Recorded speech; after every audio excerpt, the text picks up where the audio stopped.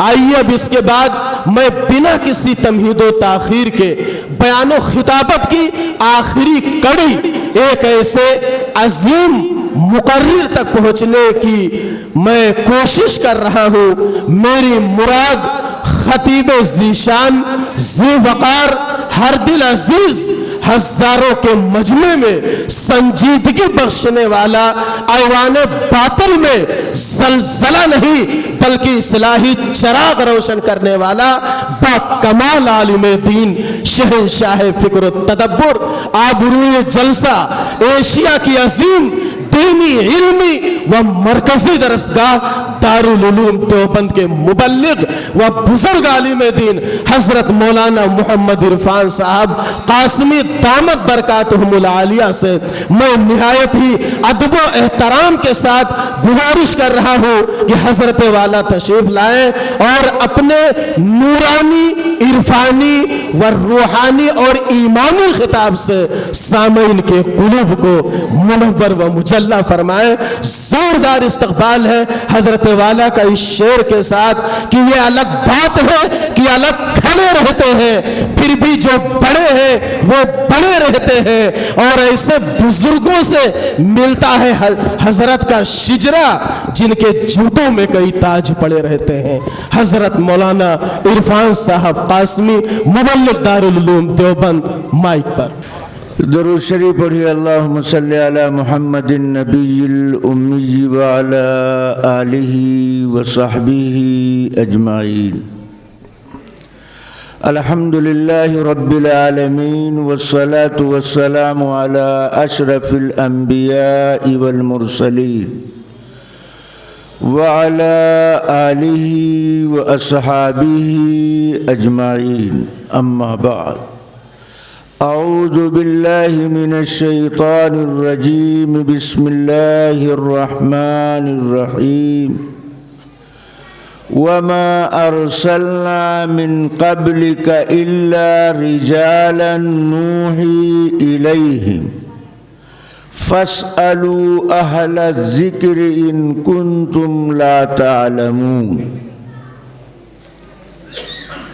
صدر گرامی، واجب الاحترام علماء کرام، حاضرین جلسہ، پردہ نشین، خواتین اسلام، اللہ تعالیٰ کی مہربانی، اس کا احسان و کرم ہے آج کا یہ پاکیزہ اجلاس دستار بندی کے مبارک عنوان پر منعقد کیا گیا ہے۔ آپ نے اکابر علماء کرام کا بیان اور شعراء کا کلام سماعت فرمایا۔ بہت دیر سے آپ تشریف فرما، اس لیے مجھے آپ کی تکان کا بھی احساس ہے۔ میں آپ کی خدمت میں دو باتیں بطور اشارہ عرض کرنا چاہتا ہوں۔ ظاہر سی بات ہے، کوئی بات اگر اشارے میں کہی جائے تو اسے زیادہ توجہ سے سننے کی ضرورت، اس لیے کہ مرد کی بات، مرد اشارے والی جلدی بات سمجھ نہیں پاتا۔ عورت اگر کوئی بات اشارے میں کہے تو مرد کے لیے سمجھنا مشکل ہوتا ہے۔ قرآن اور حدیث کی بات، دین اور ایمان کی بات اگر اشارے میں کیا جائے تو کس قدر توجہ سے سننے کی ضرورت۔ ایک جگہ پر دو فرقے کے لوگ رہتے تھے، ان کا آپس میں بحث مباحثہ چلتا تھا۔ بالآخر عاجز آ کر دونوں نے صلح کیا اس بات پر کہ اب سوال بھی اشارے میں ہونا چاہیے، جواب بھی اشارے میں آنا چاہیے۔ اب تحریری اور تقریری کوئی بات نہیں، سوال بھی اشارے میں، جواب بھی اشارے میں۔ میں آپ کو سوال بھی بتائے دیتا ہوں اور جواب بھی سنائے دیتا ہوں، مگر مجھے یقین ہے کہ آپ میں سے اکثر لوگ نہ سوال سمجھ پائیں گے نہ جواب سمجھ پائیں گے۔ کیوں؟ سوال اشارے میں، سوال کرنے والے نے 3 سوال اشارے میں کیا۔ پہلا سوال، اس نے ایک انگلی کھڑی کر کے فضا میں لہرا کر کہا یہ میرا سوال ہے، اس کا جواب چاہیے۔ جواب دینے والے نے اس سوال کے جواب میں 2 انگلی فضا میں لہرا کر اشارہ کیا، سوال کا جواب ہو گیا۔ دوسرا سوال، اس نے 5 انگلیاں فضا میں لہرائی، یہ میرا سوال ہے۔ جواب دینے والے نے 5 انگلیاں سمیٹ کر مٹھی بنا کر اشارہ کیا، کہا یہ تمہارے سوال کا جواب۔ تیسرا سوال، اس نے ہتھیلی پر انڈا رکھ کر کے اچھالا، تو جواب دینے والے نے ہتھیلی پر پیاز رکھ کر اچھال دیا، سوال کا جواب ہو گیا۔ میں نے آپ کو 3 سوال سنا دیے اور 3 سوالوں کے 3 جواب بتا دیے، مگر نہ آپ کی سمجھ میں سوال آیا ہے۔ جب سوال ہی سمجھ میں نہیں آیا تو جواب سمجھ میں آنے کا تو سوال ہی پیدا نہیں ہوتا۔ اب سوال کرنے والے سے اس کی پارٹی کے لوگوں نے کہا تم ہر جمعرات کو چیلنج کرتے تھے کوئی ہمارے سوالوں کا جواب دے، اور 3 سوال کرنے کے بعد تم سرنڈر۔ تو سوال کرنے والے نے کہا بات دراصل یہ ہے کہ جواب دینے والا بڑا زیرک ذہین ذی علم معلوم ہوتا، اس نے ہمارے 3 سوالوں کا مدلل مکمل جواب دیا۔ اب اس کے لوگ کہنے لگے تیرا سوال ہی ہماری سمجھ میں نہیں آیا۔ تو سوال کرنے والے نے اپنے سوال کی تشریح کیا، کہا میرا پہلا سوال جو 1 انگلی فضا میں لہرا کر میں نے سوال کیا، میرا سوال یہ تھا کہ نجات کے واسطے ایک اللہ پر ایمان لانا کافی۔ اس نے اس سوال کے جواب میں 2 انگلیاں فضا میں لہرا کر جواب دیا، اللہ کے ساتھ اللہ کے پیغمبر پر بھی ایمان ضروری، اس لیے کہ اللہ کی بات بندوں کو نبی کے بغیر مل نہیں سکتی ہے۔ اگر نبی پر ایمان نہیں لائے گا تو اللہ کے حکم پر عمل نہیں کر سکتا، اس لیے نجات کے لیے اللہ پر ایمان کے ساتھ اللہ کے نبی پر بھی ایمان لانا ضروری۔ میں نے 5 انگلیاں فضا میں لہرا کر سوال کیا، نبی علی فاطمہ حسن حسین پنجتن پاک، اس نے 5 انگلیوں کو سمیٹ کر جواب دیا۔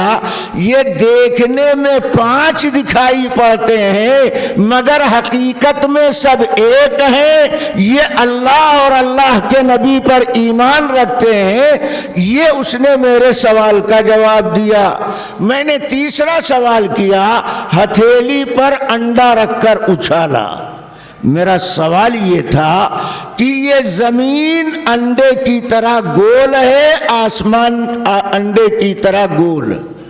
اس نے اس کے جواب میں پیاز اچھال کر جواب دیا کہ زمین آسمان ایک نہیں، جیسے پیاز پر چھلکا تہ بتہ ہے ایسے 7 آسمان 7 زمین۔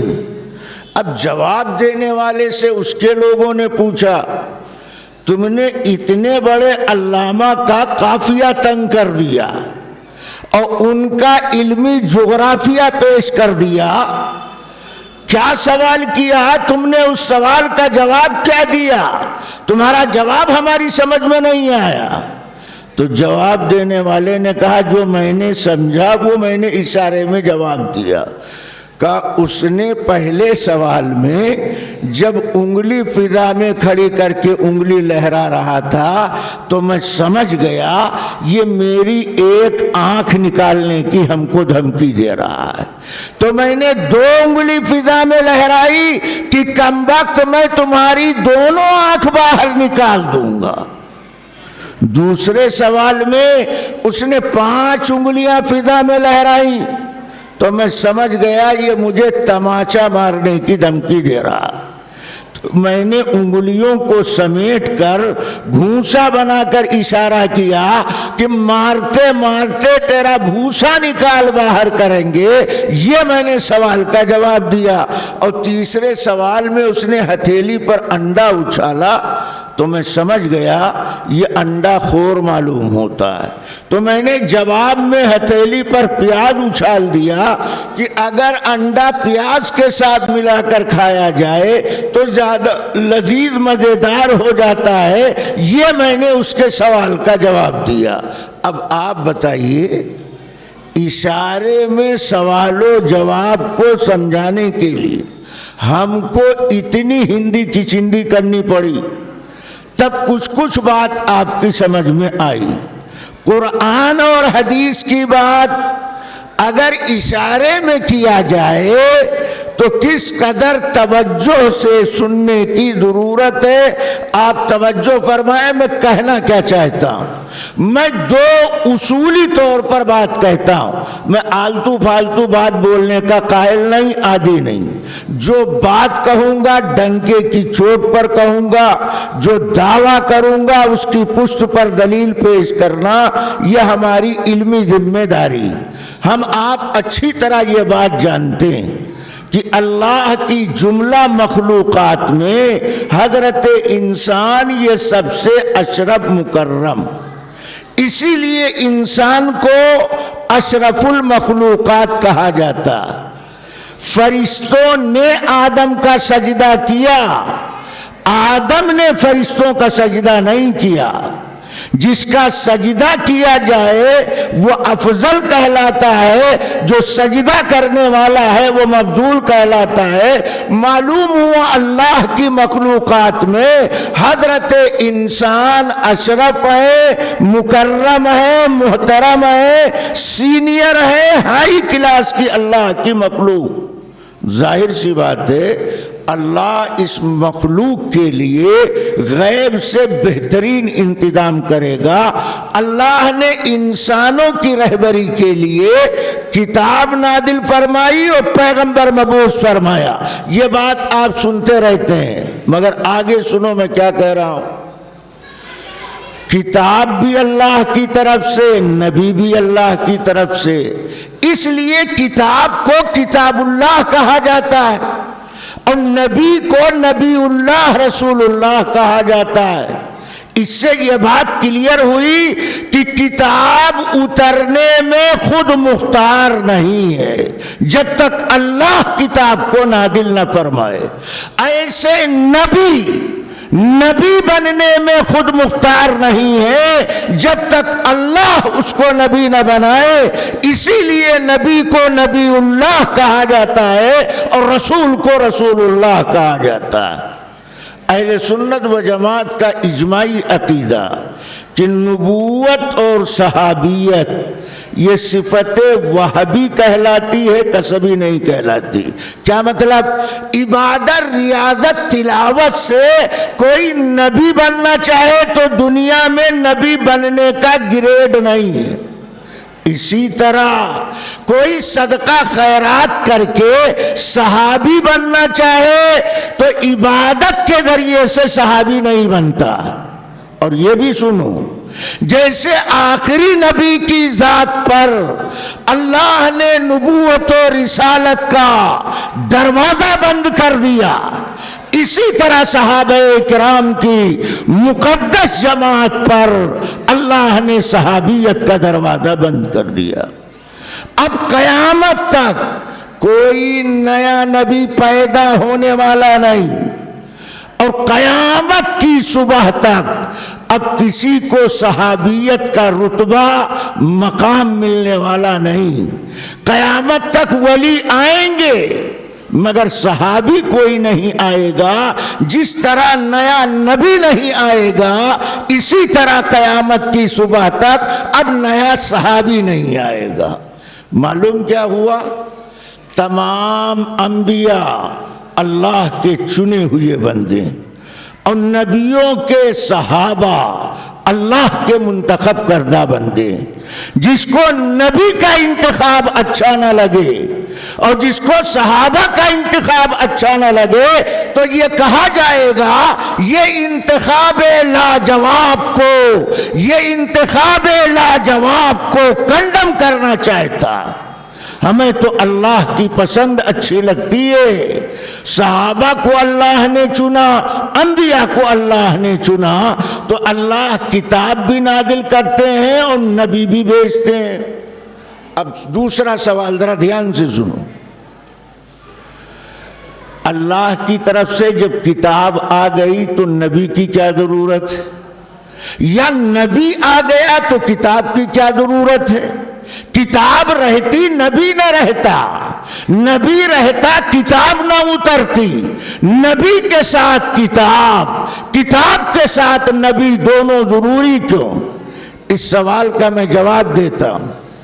اللہ کی کتاب ہمیشہ، دھیان سے سنو، اللہ کی کتاب ہمیشہ نبی پر اتاری جاتی ہے، غیر نبی پر اللہ کی کتاب آتی نہیں۔ تو جب نبی نہیں ہوگا تو اللہ کی کتاب آئے گی کہاں؟ اللہ کی کتاب پہاڑ پر، پہاڑی پر نہیں آتی، اللہ کی کتاب نبی پر نازل کیا جاتا۔ اگر نبی نہیں ہوگا اللہ کی کتاب آ نہیں سکتی، اس لیے اللہ کی کتاب کے ساتھ ساتھ نبی کا بھی ہونا ضروری۔ دوسرا جواب، اللہ کی کتاب پر ہر آدمی عمل نہیں کر سکتا، اللہ کی کتاب پر پڑھ کر کے ہر آدمی عمل نہیں کر سکتا۔ آپ کہیں گے مولانا آپ کیا دعویٰ کر رہے ہیں؟ قرآن تو کہہ رہا ہے وَلَقَدْ يَسَّرْنَا الْقُرْآنَ، کہ قرآن کو اللہ نے آسان بنایا۔ تو جب قرآن آسان ہے تو ہر آدمی قرآن پر عمل کر سکتا ہے۔ قرآن پر عمل کرنے کے لیے نبی کا واسطہ، نبی کے بغیر قرآن پر عمل نہیں کیا جا سکتا۔ آپ کا یہ دعویٰ قرآن کی اس آیت کے خلاف معلوم ہوتا ہے۔ میں جواب دیتا ہوں، اگر کوئی قرآن کی اس آیت کا یہ مطلب سمجھتا ہے تو میں سمجھتا ہوں وہ قرآن کی آیت کا مطلب سمجھتا نہیں۔ قرآن کی اس آیت کا یہ مطلب نہیں ہے کہ قرآن آسان، پوری بات کیا ہے؟ فرمایا وَلَقَدْ يَسَّرْنَا الْقُرْآنَ لِلذِّكْرِ، کہ ہم نے قرآن کو آسان بنایا ذکر کے لیے۔ قرآن آسان ہے ذکر کے لیے۔ ارے بات سمجھ میں آ رہی؟ کون کون سمجھ رہا ہے؟ ذرا ہاتھ اٹھاؤ، ہاتھ اٹھاؤ، کون کون سمجھ رہا؟ تو مجھے پتا بھی چلے کہ آپ سمجھ رہے ہیں۔ سمجھ رہے ہیں تو ہم سمجھانے کے لیے تیار۔ قرآن آسان ہے ذکر کے لیے، قرآن مطلق نہیں کہہ رہا کہ قرآن آسان، قرآن آسان ہے ذکر کے لیے۔ ذکر کے معنی کیا ہے؟ مفسرین نے ذکر کے دو معنی لکھے ہیں۔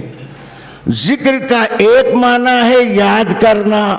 اب آیت کا مطلب کیا نکلے گا؟ قرآن آسان ہے یاد کرنے کے لیے۔ چنانچہ آپ دیکھیں ان مدارس کی محنت کے نتیجے میں چھوٹے چھوٹے بچے حافظ قرآن 6666 آیتیں زبر زیر پیش کے ساتھ اپنے سینے میں محفوظ رکھتے ہیں۔ ان کا سینہ لوح محفوظ کا نمونہ، جیسے لوح محفوظ سے کوئی قرآن کو چرا نہیں سکتا، ایسے حافظ قرآن کے سینے سے کوئی قرآن کی دولت کو لوٹ نہیں سکتا۔ قرآن آسان ہے یاد کرنے کے لیے۔ بچہ یاد کرنا چاہے، بڑی عمر کا آدمی یاد کرنا چاہے، میاں بینا تو بینا ہے، نابینا یاد کرنا چاہے، قرآن آسان ہے یاد کرنے کے لیے۔ آج دنیا میں کسی مذہب کی مذہبی کتاب کا حافظ آدمی آپ کو نہیں ملے گا، مگر ان مدارس اور مکاتب کی محنت کے مابدولت نابالغ تو بالغ، بالغ تو بالغ، نابالغ بچے حافظ قرآن آپ کو ملیں گے، بینا تو بینا، نابینا حافظ قرآن آپ کو ملے گا، لڑکا تو لڑکا، لڑکیاں آپ کو حافظ قرآن مل سکتی ہے۔ قرآن آسان ہے یاد کرنے کے لیے، یہ ہے آیت کا مطلب۔ اور ذکر کا ایک دوسرا معنی، ذکر کا دوسرا معنی ہے نصیحت حاصل کرنا۔ اب آیت کا مطلب کیا نکلے گا؟ اب قرآن کھولو تو پتہ چلے گا قرآن کی کچھ آیتوں میں اللہ نے اپنی قدرت، عجائبات، جنت و جہنم کا تذکرہ کیا، کچھ آیتوں میں گزرے ہوئے انبیاء اور قوموں کا تذکرہ کیا۔ ان آیتوں کا پڑھنا سمجھنا آسان، مگر قرآن کی 500 آیات میں اللہ نے احکام و مسائل ذکر کیا۔ قرآن کی 500 آیتوں میں احکام و مسائل کا تذکرہ ہے۔ ان مسائل کا سمجھنا ہر ایک کے واسطے آسان نہیں، اس لیے کہ قرآن میں درجنوں جگہ نماز پڑھنے کا حکم آپ کو ملے گا، مگر کوئی مائی کا لال صبح قیامت تک قرآن سامنے رکھ کر 4 رکعت نماز پڑھنے کا طریقہ قرآن سے ثابت نہیں کر سکتا۔ 4 رکعت نماز پڑھنے کا طریقہ، مکمل 4 رکعت نماز پڑھنے کی تصویر قرآنی آیات سے ثابت نہیں کر سکتا۔ اب جن آیتوں میں مسائل، احکامات ذکر کیے گئے ان کا سمجھنا آسان نہیں ہے، نبی کے بغیر ان کو سمجھا نہیں جا سکتا۔ قرآن میں وضو کا مسئلہ، تیمم کا مسئلہ، نماز کا مسئلہ، روزے کا مسئلہ، زکوٰۃ کا مسئلہ، تدفین کا مسئلہ، نکاح کا مسئلہ، ترکے کا مسئلہ، طلاق کا مسئلہ، عدت کا مسئلہ، رضاعت کا مسئلہ، لین دین کا مسئلہ، یہ مسائل قرآنی آیات میں بیان کی گئی۔ ان احکامات کا سمجھنا ہر ایک کے لیے آسان نہیں، اس لیے کتاب کا آنا بھی ضروری اور نبی کا ہونا بھی ضروری۔ نبی کے بغیر ان آیتوں کے مطلب پر عمل نہیں کیا جا سکتا۔ اللہ نے نماز پڑھنے کا حکم دیا، مگر نماز پڑھنے کا 4 رکعت طریقہ قرآن کی آیت نہیں بتاتی ہے، اللہ کے پیغمبر بتاتے۔ حکم اللہ کا، طریقہ حضرت محمد الرسول اللہ صلی اللہ علیہ وسلم کا۔ ایک بات آپ کی سمجھ میں آئی کہ کتاب کا ہونا بھی ضروری ہے اور نبی کا ہونا بھی ضروری۔ جیسے کتاب بے مثال، ایسے نبی بے مثال۔ جیسے کتاب بے مثال، ایسے نبی بے مثال۔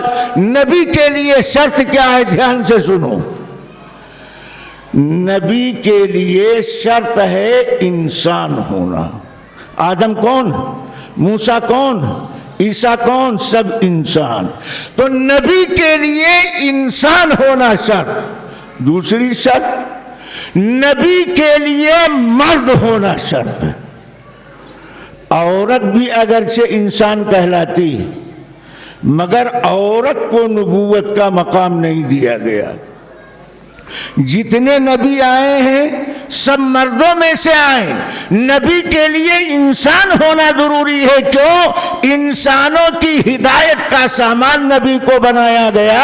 اگر فرشتہ نبی بن کر آتا تو فرشتہ روزہ رکھنے کا طریقہ تو بتا سکتا تھا، افطار کرنے کا طریقہ کیسے بتاتا؟ فرشتہ روزہ رکھنے کا طریقہ بتا سکتا تھا، افطار کرنے کا طریقہ فرشتہ نہیں بتا سکتا۔ تو انسانوں کی رہبری کے لیے نبی کا انسان ہونا ضروری۔ تو نبی کے لیے پہلی شرط ہے انسان ہونا، دوسری شرط ہے مرد ہونا۔ یہ بات میں اپنی طرف سے نہیں کہتا، قرآن پڑھو۔ جو آیت میں نے آپ کے سامنے تلاوت کیا، اللہ کے پیغمبر نے جب مکہ میں اپنے نبی ہونے کا اعلان کیا تو ابو جہل کی پارٹی کے لوگوں نے کہا یہ تو ہماری طرح انسان، یہ نبی کیسے ہو سکتے ہیں؟ اللہ کو نبی بنانا تھا تو کسی اور مخلوق سے اللہ نبی بھیجتا۔ تو تو اللہ نے ان کے سوالوں کے جواب کے لیے آیت نازل فرمائی، ارشاد فرمایا وَمَا أَرْسَلْنَا مِن قَبْلِكَ إِلَّا رِجَالًا نُوحِي إِلَيْهِمْ، نہیں بھیجا ہم نے آپ سے پہلے مگر مرد نبی بنا کر۔ کیا کہا اللہ نے؟ جتنے نبی آپ سے پہلے آئے ہیں سب انسان ہیں اور مرد ہیں، لہذا جب قاعدہ ہمارا یہی ہے اسی قاعدے کے مطابق آپ ہمارے نبی۔ اب یہاں دوسرا سوال دھیان سے سنو، جتنے نبی آئے سب مردوں میں سے آئے، کسی عورت کو نبوت کیوں نہیں دی گئی؟ بعض جاہل قسم کے لوگ اردو خاں مولویوں جیسا لباس پہن کر منڈی میں نکلتے ہیں، وہ اپنے کو بھی علامۃ الدہر سمجھنے لگتے ہیں، اور بولتے بولتے بولتے ہیں حضرت حوا علیہ السلام، حضرت مریم علیہ السلام۔ میں نے قاعدہ بتایا کہ عورت کو نبوت نہیں ملی، علیہ السلام کا لقب انبیاء کے لیے استعمال کیا جاتا، جیسے رضی اللہ عنہ کا جملہ صحابہ کے لیے اصلاً استعمال کیا جاتا، رحمت اللہ علیہ کا جملہ مردہ کے لیے استعمال کیا جاتا۔ تو جب علیہ السلام کا لقب نبیوں کے لیے استعمال کیا جا رہا، عورت کو نبوت ملی نہیں، تو یہ حضرت مریم علیہ السلام کیسے بول رہے ہو؟ حضرت حوا علیہ السلام کیسے بول رہے ہو؟ یہ تو نبی کے لیے لقب تیار ہوا، غیر نبی کے لیے وہ لقب استعمال کرنا کیسے صحیح ہو سکتا؟ پھر مریم حوا کے لیے کیا کہا جائے؟ جواب، حضرت مریم رضی اللہ تعالی عنہا بولو، حضرت حوا رضی اللہ تعالی عنہا بولو، حضرت حوا علیہ السلام کہنا، حضرت مریم علیہ السلام کہنا، نہ کہ نبی کے لقب کو غیر نبی کے لیے استعمال کہلاتا ہے، یہ انصاف کی بات نہیں۔ رہا سوال یہ کہ عورت کو نبوت کیوں نہیں دی گئی؟ سوال سمجھ میں آیا؟ ارے سوال سمجھ میں آیا کہ عورت کو نبوت کیوں نہیں دی گئی؟ جواب سنو، نبی جتنے آئے مردوں میں سے آئے، کسی عورت کو نبوت نہیں دی گئی۔ کیوں؟ جواب نمبر 1، نبی کی ذات میں اللہ ایسا لاجواب کمال پیدا کرتا ہے کہ ساری دنیا کے لوگ مل کر کے نبی کے ایک کمال کا مقابلہ نہیں کر سکتے۔ میرے جملے پہ دھیان دو، میں نے کیا کہا؟ نبی کے ایک کمال کا مقابلہ ساری دنیا کے انسان مل کر کے نہیں کر سکتے ہیں، ایسا کمال اللہ نبی کی ذات میں پیدا کرتا۔ مثال کے طور پر یہاں علماء کرام کی بڑی تعداد ہے، میں ان کے علم پر اعتماد کرتے ہوئے یہ بات عرض کرتا ہوں، بڑا سے بڑا ولی، قطب، ابدال، شب بیدار، تہجد گزار وضو کر کے سو جائے تو سو جانے کی وجہ سے اس کا وضو ٹوٹ جائے گا۔ کیوں؟ اس لیے کہ فقہا نیند کو ناقض وضو میں شمار کرتے ہیں۔ فقہا کا کہنا یہ ہے کہ انسان جب سوتا ہے انسان کے جسم کے اعضاء ڈھیلے پڑ جاتے ہیں، سونے کی حالت میں جسم کے اعضاء ڈھیلے پڑ جاتے ہیں، سو جانے کی وجہ سے وضو ٹوٹ جائے گا، نیند ناقض وضو ہے، سونے سے وضو ٹوٹ جائے گا۔ سو کر اٹھنے کے بعد نئی عبادت کے لیے نیا وضو کرنا شرط ہے، یہ فقہا نے عام مسئلہ لکھا۔ برخلاف نبی کے، نبی اگر وضو کر کے سو جائے، دھیان سے سنو، بہتوں کے لیے یہ بات بالکل نئی لگے، اس سے پہلے انہوں نے سنا نہیں ہوگا، نبی اگر وضو کر کے سو جائے تو سونے کی وجہ سے نبی کا وضو نہیں ٹوٹا کرتا۔ نبی وضو کر کے سو گیا، سو کر اٹھنے کے بعد نبی اسی پرانے وضو سے نئی عبادت کر سکتا ہے، نیند نبی کے لیے ناقض وضو نہیں۔ یا اللہ، نبی بھی تو سوتا ہے جیسے ولی سوتا ہے، ولی سو جائے تو وضو ٹوٹ جائے، اور نبی سوئے تو سونے سے نبی کا وضو کیوں نہ ٹوٹے؟ جواب ظاہر ہے. نبی جب سوتا ہے، دھیان سے سنو، نبی جب سوتا ہے نبی کی آنکھیں سوتی ہیں، نبی کا دل جاگتا رہتا ہے. نبی جب سوتا ہے نبی کی آنکھیں سوتی ہیں، نبی کا دل جاگتا رہتا ہے. ولی جب سوتا ہے ولی کی آنکھیں بھی سوتی ہیں، اس کا دل بھی سوتا ہے. اس لیے ولی کے لیے نیند ناقض وضو ہے، نبی کے لیے نیند ناقض وضو نہیں. نبی کا وضو سونے سے نہیں ٹوٹتا. یہ کمال اللہ نے تنہا انبیاء کی جماعت کو عطا فرمایا. دوسرا کمال لاجواب، دھیان دیجئے میری بات پر. ایسا کمال نبی کی ذات میں اللہ پیدا کرتے ہیں کہ ساری دنیا مل کر اس کا جواب نہ لا سکے. کیا؟ نبی کی ذات میں اللہ نے کمال پیدا فرمایا کہ نبی جب تک سواری پر سوار رہتا، شاہ عبدالعزیز محدث دہلوی نے لکھا، نبی جب تک سواری پر سوار رہتا وہ جانور بولو براد نہیں کرتا. یہ کمال اللہ نے نبی کو عطا فرمایا. پوری زندگی نبی کو جمائی نہیں آئی. ہم 2 گھنٹہ بیٹھنے کے بعد لیٹر باکس کی طرح منہ کھولنے لگتے ہیں. نبی کو پوری زندگی کبھی جمائی نہیں آئی. کیوں؟ انما التثاؤب من الشیطان، جمائی شیطان کے اثر سے آتی. نبی کی ذات پر شیطان کا اثر ہو نہیں سکتا، لہذا نبی کو جمائی آنے کا سوال پیدا نہیں ہوتا. یہ کمال اللہ نے تنہا انبیاء کی جماعت کو عطا فرمایا. اب اگر عورت کو نبوت عطا کر دی جاتی، دھیان سے اسی سوال کا میں جواب دیتا ہوں کہ عورت کو نبوت کیوں نہیں دی گئی. عورت مہینے میں کچھ دن غیر اختیاری طور پر ناپاک ہوتی، وہ اللہ کا قاعدہ. اب اگر اس کو نبی بنا دیا جاتا اور اس زمانے میں فرشتہ پیغام لے کر اس کے در پر آتا تو فرشتہ اندر آنے کی اجازت مانگتا، نبی یا باہر جانے کا آرڈر کرتی. تو نبی بنانے کا جو مقصود و مطلوب ہے وہ پورا نہیں ہوتا. اس لیے اللہ نے نبی کے لیے انسان ہونا شرط قرار دیا، اور دوسری شرط نبی کے لیے مرد ہونا ضروری ہے. غیر مرد یعنی عورت کو نبوت کا مقام نہیں دیا گیا. اب دوسرا سوال ذرا دھیان سے سنو. مرد عورت کے احکام میں فرق ہے. پڑھتے لکھتے تو ہیں نہیں، گھوم العلوم میں داخلہ لیتے ہیں، گھوم العلوم میں پڑھ کر کے آئیں گے تو احکام مسائل کا پتہ نہیں لگے گا.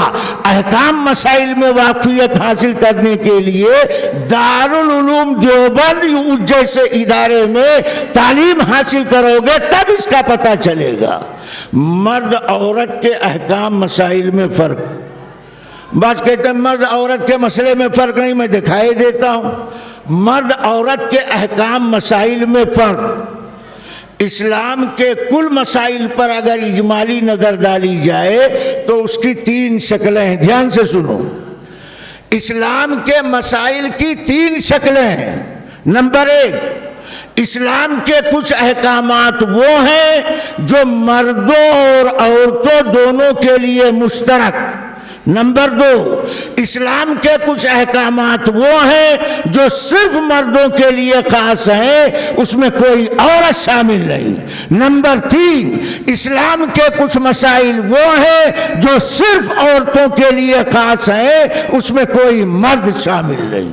اب ہم تینوں کی الگ الگ مثال دیتے ہیں. یہاں عورتیں آئی ہیں تو ان کے متعلق بھی کچھ بات آنی چاہیے.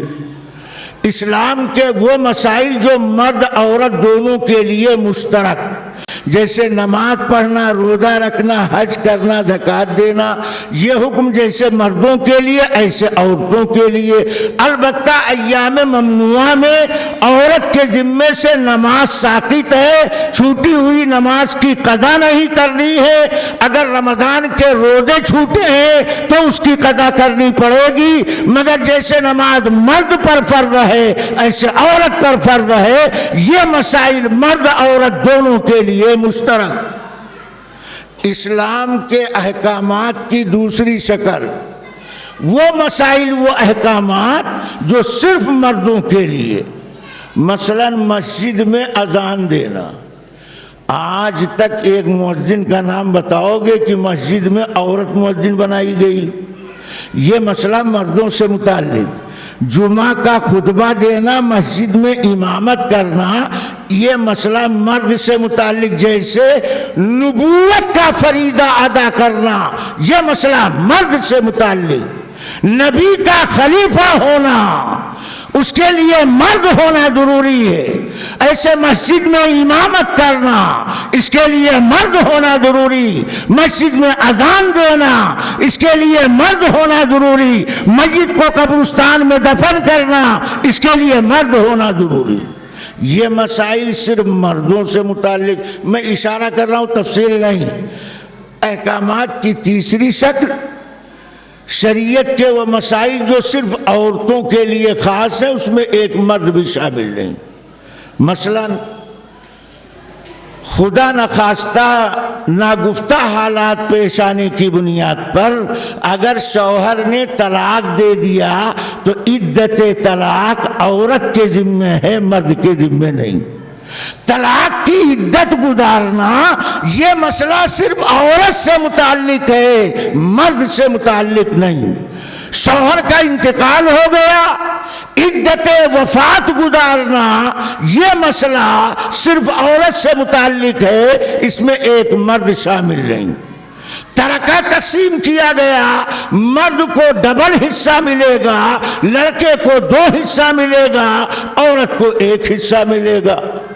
1 حصہ والا مسئلہ عورت سے متعلق ہے اور 2 حصہ والا مسئلہ مرد سے متعلق. اسی طرح اگر عورت رات میں نفلی نماز پڑھنا چاہتی یا دن میں نفلی روزہ رکھنا چاہتی، دھیان سے سنو، تو شوہر کی اجازت کے بغیر عورت دن میں نفلی روزہ نہیں رکھ سکتی ہے. یہ مسئلہ عورت سے متعلق ہے، مرد سے متعلق نہیں. مرد کو نفلی روزہ رکھنے کے لیے بیگم سے اجازت کی ضرورت نہیں. البتہ بیگم کو نفلی روزہ رکھنے کے لیے شوہر سے اجازت لینا ضروری. یہ مسئلہ عورت سے متعلق. اسی طرح ایک مثال اور، شوہر کی جیب سے روپیہ نکال کر صدقہ خیرات کرنا. اگر شوہر نے اجازت نہیں دیا تو شوہر کی اجازت کے بغیر اس کی جیب سے روپیہ نکال کر عورت کے لیے صدقہ خیرات کرنا جائز نہیں. یہ مسئلہ عورت سے متعلق. شوہر سے اجازت لو، اگر اس نے اجازت دیا تو شوہر کے بتائے بغیر اس کی جیب سے پیسہ نکال کر آپ صدقہ خیرات کر سکتی ہے. یہ مسئلہ عورت کے لیے ہے، مرد کے لیے نہیں. معلوم ہوا مرد عورت کے مسائل میں فرق. اس سے بڑی مثال ہم نبی کے زمانے کی دیتے ہیں. اللہ کے پیغمبر کے پاس ایک مرتبہ خبر آئی کہ 2 قبیلے کے درمیان جھگڑا ہو گیا. اللہ کے نبی صلح کرانے کے لیے وہاں تشریف لے گئے، نبی کے ساتھ صحابہ. سوال یہ ہے، نبی کو جانا تھا، صحابہ کو ساتھ کیوں لے گئے؟ اس لیے کہ نبی کے عمل کے عینی مشاہد صرف صحابہ اکرام ہیں، ملائکہ نہیں. نبی صلح میں کون سی ترکیب طریقہ اختیار کرتے ہیں؟ چند صحابہ نبی کے ساتھ گئے. جب جانے لگے تو نبی نے بلال سے کہا اگر آنے میں تاخیر ہو تو اذان دے دینا، وقت پر نماز پڑھ لینا. اتفاق کی بات، مسجد میں اذان ہو گئی، نبی نہیں آئے اور جو صحابہ ساتھ گئے تھے وہ بھی نہیں آئے. نماز کا وقت آ گیا. بلال صدیق اکبر کے پاس آ کر بولے ابو بکر ہماری رائے یہ ہے نبی کے تشریف لانے میں شاید تاخیر ہے، آپ لوگوں کو نماز پڑھا دیں. تو صدیق اکبر نے کہا بلال اگر تمہاری رائے ہے تو میں لوگوں کو نماز پڑھائے دیتا ہوں. یہاں رک کر کے ایک بات بطور حاشیہ میں عرض کرتا ہوں. بلال کی نظر میں بھری ہوئی مسجد نبوی میں نبی کے رہتے ہوئے نبی کے مصلی کے لائق اگر کوئی ذات نظر آئی ہے تو وہ تنہا ذات ہے سیدنا صدیق اکبر رضی اللہ تعالیٰ عنہ کی. ابو بکر نماز شروع کراتے ہیں. ابو بکر نبی کے مصلی پر اتنے میں نبی تشریف لے آئے. جب نبی سب میں آ کر کھڑے ہوئے صحابہ نے نبی کو آتا دیکھا تو حالت نماز میں صحابہ نے تالی بجائی کہ ابو بکر متنبہ ہو جائیں کہ نبی آ گئے, نبی کا مصلی خالی کر رہے ہیں. مگر وہ صدیق اکبر کی نماز تھی. چند صحابہ نے تالی بجائی, ان کی تالی کی آواز ابو بکر کے کان کے پردے سے نہیں ٹکرائی, وہ نماز پڑھتے رہے. صحابہ کا یقین کہنے لگا کہ ابو بکر کو پتہ نہیں چلا. پھر اور صحابہ نے مل کر حالت نماز میں تالی بجائی.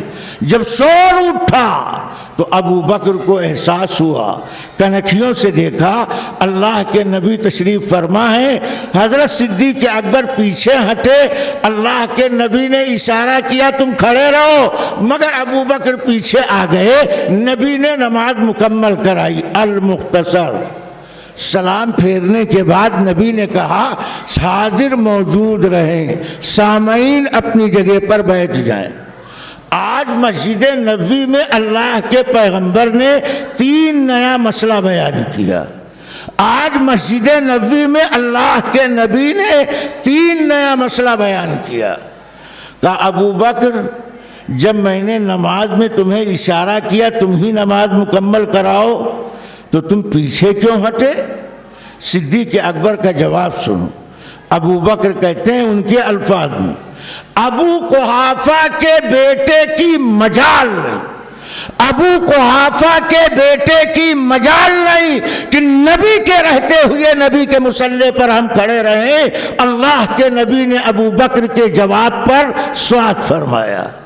دوسرا مسئلہ, اللہ کے نبی نے کہا سنو, اب تک امام کو متنبہ کرنے کے لیے نماز میں تالیاں بجایا کرتے تھے, آج سے یہ طریقہ ختم. اب حدیث آپ پڑھیں گے تو وہاں ذکر اس کا مل جائے گا کہ نماز میں تالی بجا کر امام کو متنبہ کیا صحابہ نے. مگر آج مسجد نبوی میں نبی کہہ رہے ہیں آج سے یہ طریقہ ختم. نماز میں قنوت ہونا چاہیے, سکوت ہونا چاہیے. اب امام کو متنبہ کرنے کے لیے تالی بجانے کی اجازت نہیں. سوال یہ ہے پھر امام اگر غلطی کرے تو کیسے متنبہ کریں؟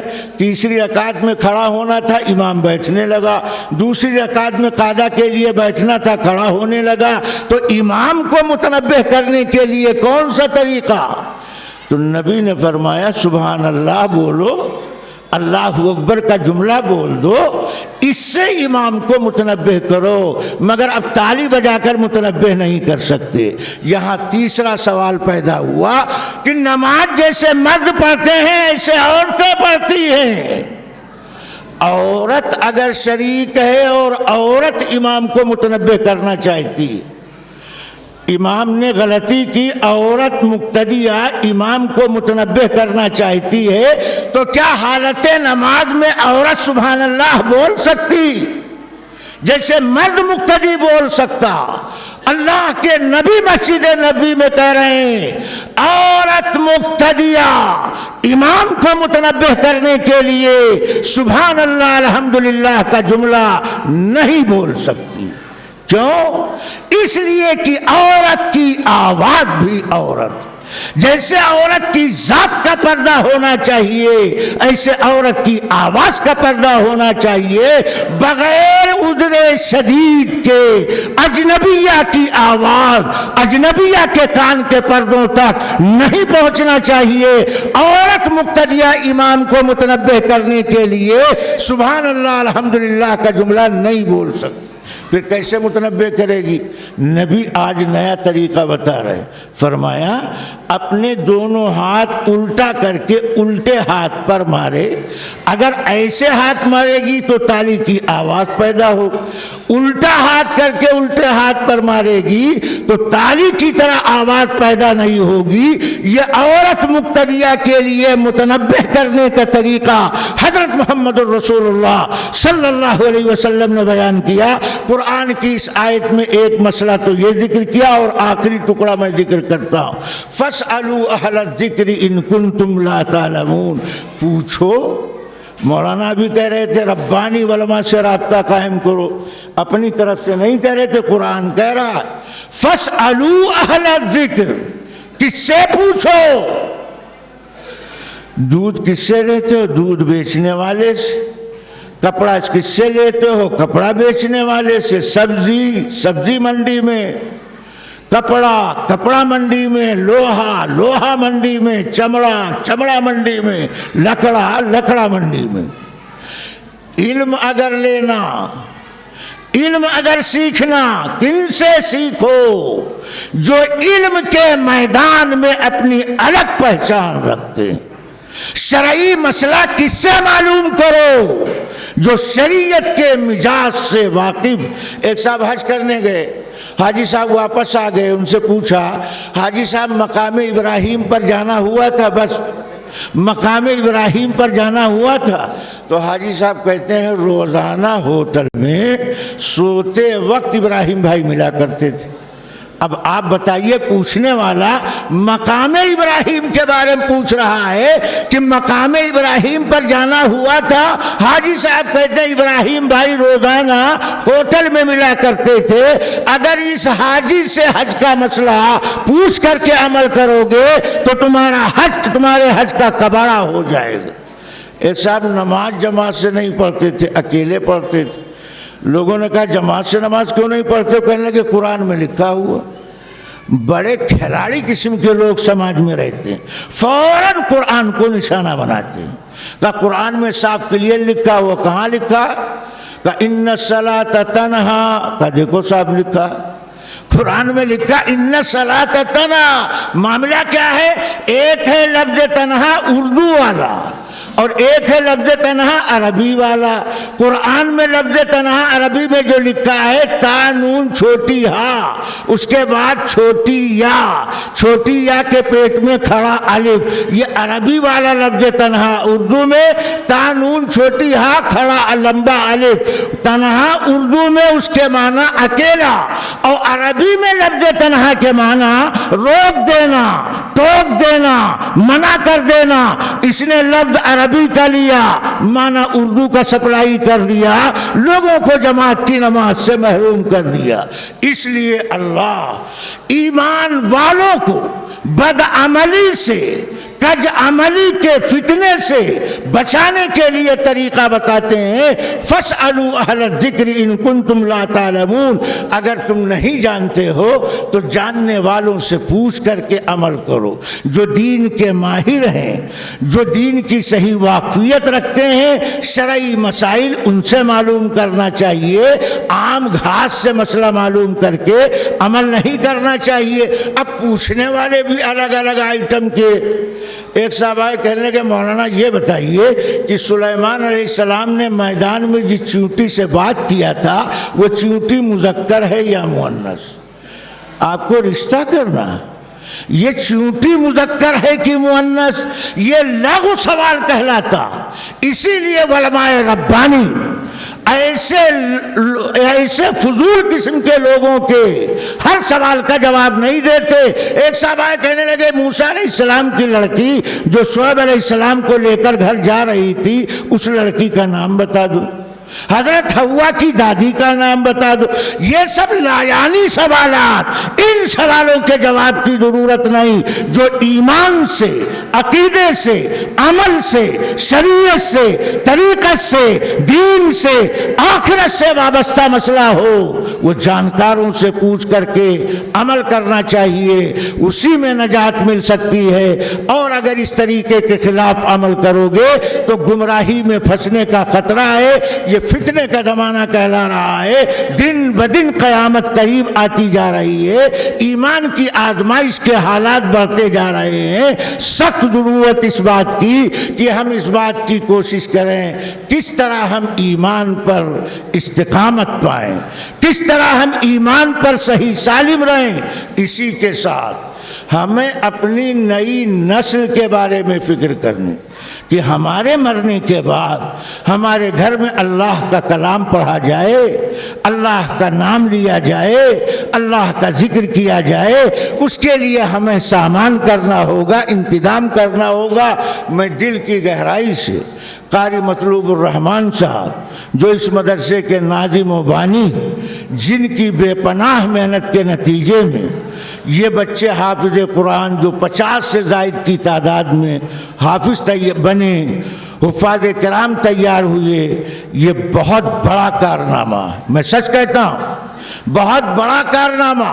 ساری دنیا کی جائیداد ایک پلڑے میں رکھ دو اور ایک حافظ قرآن کو دوسرے پلڑے میں بٹھا دو تو حافظ قرآن کا پلڑا جھکا رہے گا، جائیداد کا پلڑا اٹھا رہے گا۔ یہ ایسی دولت ہے جس کی قیمت نہیں ادا کی جا سکتی، یہ ایسا مقام بلند ہے جس کو ناپنے کے لیے دنیا میں آج تک کوئی آلہ تیار نہیں ہوا۔ یہ اللہ کے چہیتے بندے، یہ اللہ کے پسندیدہ بندے، یہ اللہ کے منتخب کردہ بندے، جن کو اللہ نے قرآن کی حفاظت کا سامان بنایا۔ اور مولانا مطلوب الرحمان، قاری مطلوب الرحمان صاحب کو تو میں جانتا نہیں تھا، ان کے عزیز قریب رشتہ دار مولانا تشریف فرما ہے۔ مولانا نے ہم سے رابطہ کیا، انہوں نے حکم دیا کہ تمہیں اس جلسے میں آنا ہے۔ میں مولانا کی حکم پر تھوڑی دیر کے لیے حاضر ہوا۔ یہاں آ کر کے مجھے اچھا لگا کہ اس علاقے میں یہ مدرسہ قائم ہے، یہ مسجد آباد ہے۔ اللہ تعالیٰ دن بدن اس کو ترقی نصیب فرمائے۔ آپ لوگوں سے آخری گزارش کر کے میں بات ختم کرتا ہوں۔